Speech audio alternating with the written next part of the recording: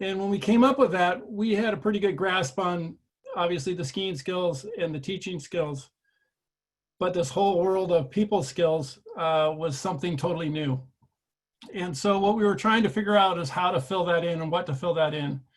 And so when we actually went to Ushuaia, one of the big things that we did is we went there with questions of the world as a whole of what good teaching was. And we actually, instead of giving a presentation and presenting what our definition of good teaching was, we went out and basically did a working group brainstorming session with instructors from all over the world and asking them to share with us what good teaching was. We did that. We came back and looked through the whole process, looked at all the answers, and told them that at the next interski we would have an answer for them. We looked through all the answers, and basically the common thread was empathy. And when we came back and started thinking about it, empathy had to do with a people skill, not necessarily a teaching skill. Even though we were asking people what good teachers were, the root to it all was empathy. And that gave us a place to go with people skills, and where people skills kind of worked through a lot of conversations and discussions and that sort of thing. We kind of came up with, and the process that we're going through of trying to have learning outcomes for all the different steps in the process and exams and all that stuff. We came up with what the fundamentals of people skills would be, and basically it's the one place where the first fundamental is the goal of the fundamentals, and the goal of people skills is basically developing trust. And then the other steps in the process, or the other fundamentals, are how you keep developing trust through that process. So that's really where it kind of started to stem from. And as we go through the process, we obviously keep finding places where we need to delve in a little bit deeper and figure things out and see how they all play and that sort of thing. And I think that's part of what Anne's going to talk to you about a little bit, if I'm not mistaken, on how that's all going to be looked at, if you will. Yes. We will be talking, Anne will be talking a little bit more about like the performance guidelines and what that might look like. That is true. So one of the things I'd love for you to dip into just a little bit more is just kind of just very top line. I know you brought this up in some of our conversations, is just the skeletal view of the how, and where is that connection between it being something that's very periphery and be a little bit more reliant on just having the right personality or change to have the right personality, and it being something that's a teachable skill. Right. And you know, that's one of the things that was tough is when we first got into this, a lot of us were a little bit skeptical of people skills, and we were like, do we really want to open this can of worms and head down this road and that sort of thing? And really what it boiled down to, as we started to play with it and look at it and dig into it, is that's really a misconception of what we're talking about. We're not talking about people's personality. We're talking about their interaction skills. And that is something that can be measured. That is something that can be looked at and coached and improved, is how people interact with each other. And that sort of thing. It's not about a personality trait or that sort of thing. If that answers your question. Fabulously, thank you. You bet. I love it. So something I want to do is I want to dive a little bit deeper in some of the understandings, or also could be referred to as misunderstandings, that come along with people skills. Sure. And this that you just offered is an excellent start for that. And I've put together a few provocative questions for you. Okay. A couple of them you are familiar with. So number one, if you could help me with this one. Does this mean that PSIA AASI wants to tell me I need to act like a boring ski instructor? No, in fact, it's actually the opposite. Tell me more. We want you to act like an exciting ski instructor. Basically, it's a lot of the people skills are about understanding yourself and how you play in to the relationship and the learning partnership with your student, how your student plays in and what they've dealt with, which we've talked about for a long time. But we haven't really talked about too much about ourselves as an instructor and how we influence that, and how even the mood we're in skews our interpretation of what's being done. And so it lets us, by looking at the people skills, it lets us really, hopefully, as you become more and more skilled at it, and all of us need work at it, you get better at reading and understanding your influence and how you're reading things, and trying to get to a more concrete common ground. Awesome. So does this mean that, I mean, I heard you speak really about self-awareness, which Yep. Is nestled nicely into our teaching snow sports manual as a skill to develop. So is it, are we then going to be evaluated on whether or not we're self-aware? Is the point to have this thing that then means that we can be judged on that? I don't believe it's going to be judged on that.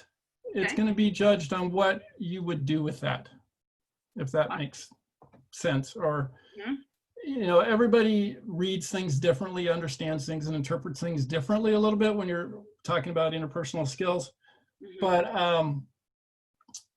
it opens up a place for somebody to go, well, okay, what if they acted this way? How would you proceed with that? As opposed to kind of what we've had before, and I'm sure Ann will get into this. We had kind of a prescriptive way to deal with people skills. In other words, you know, you're dealing with kids, you get down low, you look them in the eye, you smile, you know, I mean, it doesn't matter if you're working with kids or adults, you know, you smile, you're pleasant and that sort of thing. But they were just kind of generic bullet points that got thrown out there. What this allows us to do is what people skills allow us to do is to be a little bit more authentic in our responses to it, and try things that maybe aren't on a checklist, but to try something, and if that doesn't work, be self-aware enough to make a change, to try to get the best out of the students. I like that. What I'm almost hearing is like the former being more of a prescriptive, and actually maybe a little bit more common in that, like, first year, first experience instructor, totally fine. Like, it's okay to have the cheat sheet, as where maybe the development moves into adaptive, like capable of adapting as someone changes throughout the course of the lesson. Absolutely. Absolutely. I love this. Okay. Shall I get one more of these questions out here? Sure. Awesome. Okay. People skills just means that now in an exam, I will fail because they don't like me, my character, or my personality. People skills have really nothing to do with that. Tell us more. Really, like I said, the goal of people skills is to build trust. And it's not about whether somebody likes you or doesn't like you. It's about, did you build trust in the situation? And, you know, I mean, we've all had, I'm going to say we all had teachers or instructors or different influences in our life that weren't necessarily our best friends, but we got a ton from them. So it's not about like, dislike. It's not about being popular or not popular. It's about how can I help the student get the most out of the situation, or the guest, or however you want to say that. Nice. I like that. My mind quickly kind of jumps to some of the reference to likability. And I think that when it comes to likability, I find that another kind of misconception that I hear about and that has shown up in some of the questions that have come through is that there's the assumption that likability is that I am best friends with everyone. Right. Right. You know, and it's an interesting, I mean, it's a very easy way to look at it, but that's not really what this is about. It's about building trust, building, I guess another way to say it or think about it is that it's building self-accountability. Okay, say more. Because, you know, I truly want my guests to be the best that they can be, or I want to just pass on information to them that I think is important. It sounds like almost you're starting to tip into that idea and that preconceived notion that sometimes ski instructors feel like they're supposed to have an answer to everything. Yep. All right. And tell me more. Yeah. Yes, please. I want to hear you say this. This is so great. We don't, you know, I think that's one of the, personally, and we're talking a little bit personally here, but I think that's one of the misnomers or misconceptions about a ski instructor in general, is that they have to have all the answers right away. And I think that's one of the strengths of really good teachers, is they have ideas, but they might not have the answer. They understand the path that they want to be going down and the outcomes they want to get to, but they might not know exactly how to get there, but they're not afraid to try. And if that's not working, adapt and change and move on and do things a little bit differently. You know, sometimes I heard a great story about when we were talking a ton about experiential learning and teaching and that sort of thing. And sometimes you can totally misread a group or your student or whatever, and go down that wrong path totally on good intentions. This person was trying to create a great experience for them skiing, and the weather wasn't the best. And really the whole group just wanted to get down and get into the lodge. They didn't want to have this great experience. But it took this instructor until they got down to the lodge to realize that that's really what his students wanted. So he thought he did a great job coming down, and they were all like frustrated because it took them so long to get to where they were trying to go. And it, you know, I mean, he was able to say right at the time, it was like, dude, sorry, I totally misread what you were saying and what you were thinking. And the student comes back and it's like, that's no problem. You know, it was a great experience. It's just, we wanted to get here. And once we're here, now we can look back at that experience. And, you know, so it's how can we really help the students and understand and go through the process of making a mistake or going down the wrong path, but making a veer, coming back to the right place. That's really sweet. I like hearing that specific example about how to take some ownership and how to take the opportunity of a miss, really, right, and have it be a possibility for some connection as well. Yeah, there's a saying I say to my kids all the time: is failure is the fuel for success. Failure is the fuel for success. Yes. And you can't succeed without failing, because if you did, it's not a big enough challenge.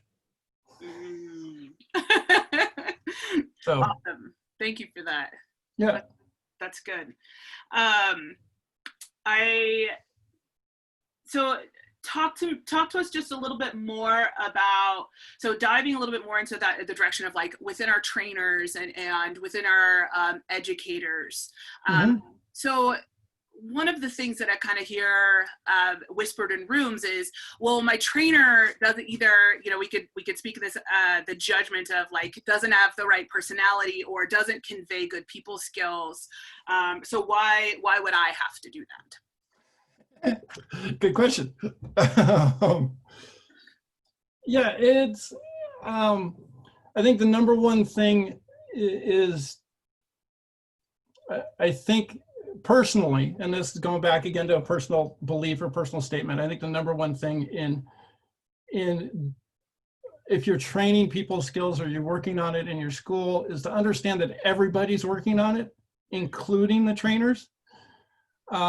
Nobody's perfect, including myself or including Ann, anybody. We all make misses. We all go down the wrong path. We all misread things. We all make errors. And it's how do we deal with those errors in the process, you know? And some people are better at it than others of recognizing or admitting that they made an error.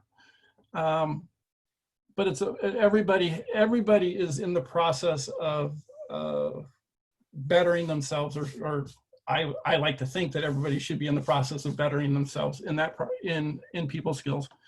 And there's nobody that's got it nailed all the time, you know. Right. So I think part of people skills is not only is yes, your trainer might not have the best people skills, but it's also you as the trainee understanding that by acknowledging the fact that they're working on their people skills, you're bettering your people skills. I love that. I love that. It's I'm hearing like it's the opportunity to demonstrate your people skills as we all learn this together, which is ultimately like the greater investment. Right. Exactly. Oh, I love that. I keep hearing you mention like a focal point of empathy within each of the stories that you've shared. One of the things I'd love for you to connect is what are a couple of tangible ways that you suggest that people apply empathy or demonstrate it? So if you're an observer, you know, what is it that you might be looking for to say, yep, that person's demonstrating that skill?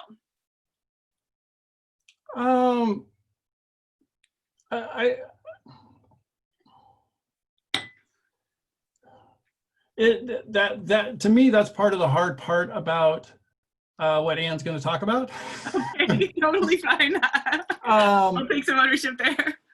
But to me, it's are they willing, or is everybody able to have, and kind of I wasn't able to make it last week or 2 weeks ago when Linda was on, but it's one of the things that Linda talks a ton about, where you check in often with your students, you check in, they have time to talk amongst themselves, and it's, can you observe what's going on and direct it to keep that going or go in the direction you want it to go.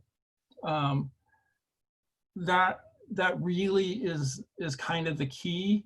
I think there's a lot of conversations that go on, and conversations not only between myself and a student or myself and a client, but amongst the clients and amongst the students that I need to be tuned into a little bit to help show that empathy and I hate to say, and the thing where it gets difficult is to change. And if you don't, I'll say this, if you don't know where they're going to start with, how do you know when they change? Does that make sense? Yeah. So that's the hard part in evaluating it. But can you keep that rhythm and that flow going with them, and keep them feeling, feeling trusted and safe and all of those things. I almost feel like what's showing up for me as you're speaking is I'm hearing this story of like when you're on the hill, maybe you're giving lesson, you're leading a clinic, wherever, and things don't go the way you expected. How do you handle it, and how do you respond to the needs of the people in the group? And whether that looks like taking responsibility, which you've given a couple examples of, or whether it looks like, however it looks, just showing that you're aware. Yes. Everyone's Yes. sitting there with their arms closed and their mouths closed, and they're moving away from the group. Right. I think that has a lot to do with it, absolutely. And it's not necessarily that things go wrong. Sure. You might not know where it's going next, and then you figure out the right place to go. Excellent. Awesome. Dave, we've got about 5 minutes left. So what I do want to do is open it up to questions from the group. So if you happen to, speaking to everyone here as the group, if you happen to fill out the worksheet that I offered last week, or if you found it online. This would be a great time to share some of those observations or questions with Dave. Or if you have a question that's kind of in that space of your understandings about people skills, you know, thinking again, maybe a little more directly towards what is, you know, I think this, or this is what I've been told. I think that's a really nice way to kind of frame what you may be thinking. Let's debunk a few of those. Sure. Awesome. And I can see most of you. So if you have one, you can raise a hand. And oh, hi, Linda. I didn't see you sneak in there. Hey, Linda. Awesome. Oh, I'm going to ask more of my silly questions. Seriously, no questions? I know I don't speak that clearly. I gave them a worksheet.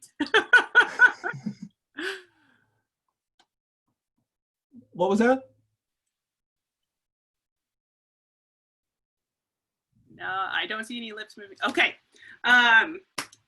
Yes, Elle. Do you have a question?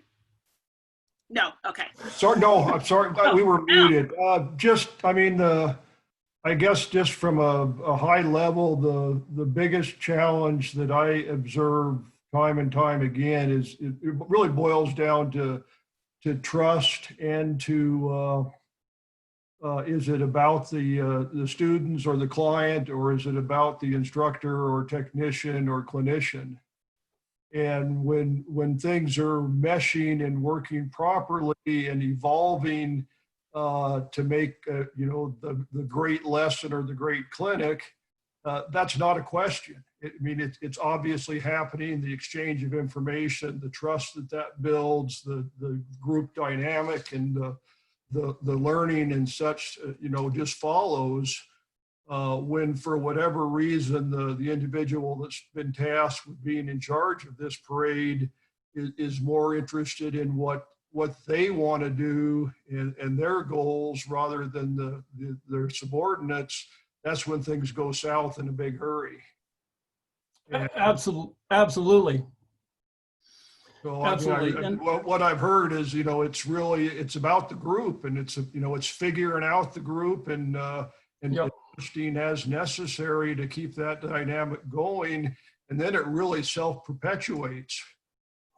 You bet. And if we go back to what the fundamentals basically are for people skills, it's trust, and then it's me, you, and we.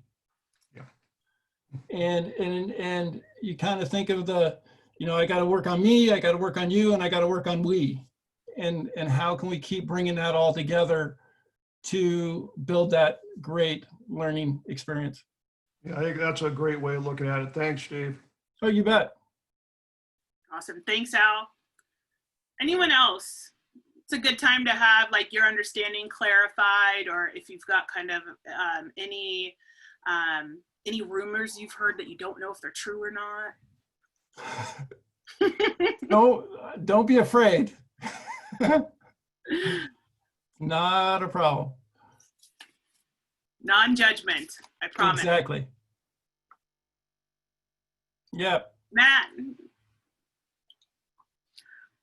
So at Interski, the Brits presented something in terms of how they do their evaluations in teaching and some of the people skills over the course of one of their exam weeks. Yep. And that they're able to do is this person reflecting on the feedback they're getting from the other candidates? Are they able to incorporate that? Which is wonderful to be able to do in an exam format, because they have a full week or 2-week course that they're doing.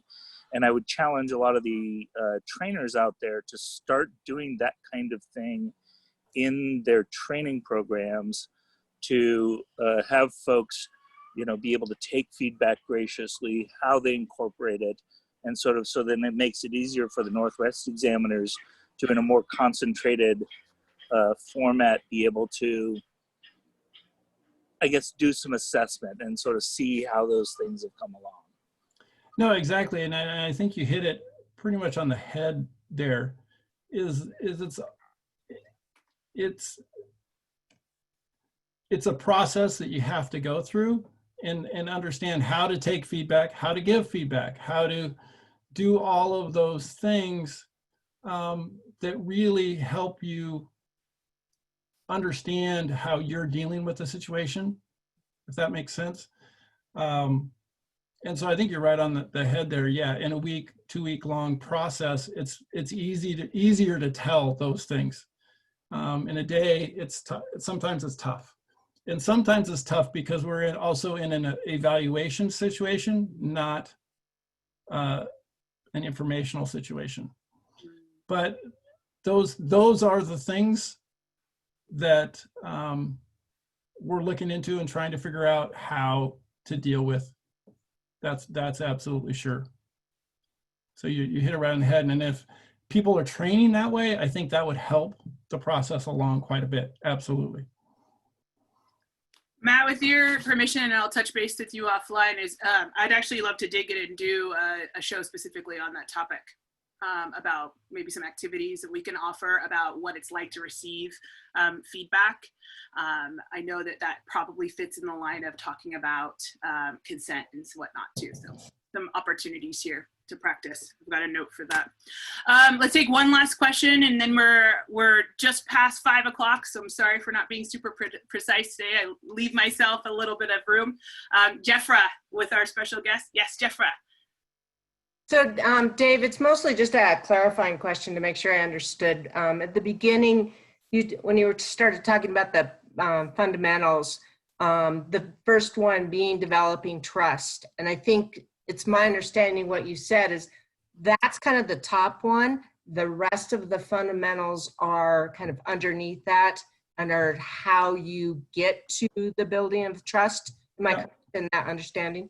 That's the way I look at it. That's the way a lot of us that came up with them look at it. I don't know that we're ever going to officially present it that way, that there's a hierarchy to them. But really, when you step back and look at it, the introspective one, the one interpersonal one, and the one as a group are all kind of geared around how you help build trust. Absolutely. Okay, thanks. That was the first time I'd heard that, and I really like that. I think it just makes it easier to understand. It does, yeah. And I think it also might make it easier to train that way as well. Yeah, yeah. New instructors. So, yeah, absolutely. Thank you, Dave. You bet, Jeffra. Awesome. All right. Any last burning questions? Okay. Really quickly, Dave, in the show notes when I wrap things up, is it okay if I offer your email address for any lingering questions that might show up?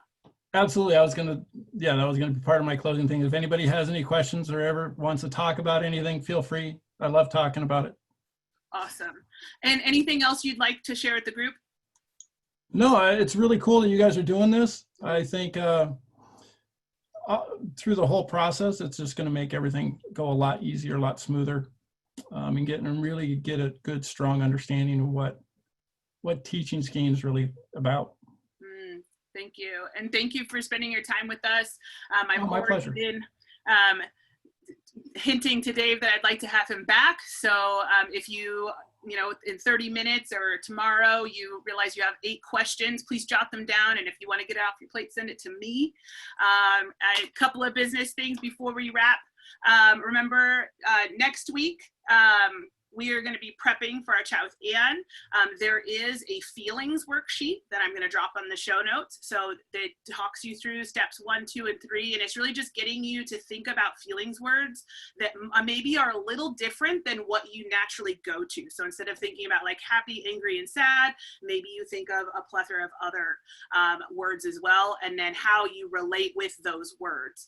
So just really trying to kind of dig into increasing our vocabulary and our ability to put words to what we see. So enhancing our ability to communicate a little bit more. We're not going to take a super massive deep dive next week into this, but we will kind of scratch the surface with the feelings worksheet next week. And then it's the following week, June 12th, we'll chat with Anne. As Dave mentioned a few times here, we'll kind of get more into a little bit more into like what the performance of that actually looks like. And especially when we're talking about, you know, how will you be tested on that, for example, or reviewed or offered feedback. So that's good. Any other business questions from the group that I can cover really quickly? Nope, perfect, awesome. Thank you for spending Friday afternoon with me. I really appreciate it. If you need anything, please reach out. I love hearing from everyone. Dave, I really appreciate your time. And Ellen and Linda, thanks also for showing up as well. And everyone else, I appreciate your commitment. We'll see you soon. Thanks. See you guys.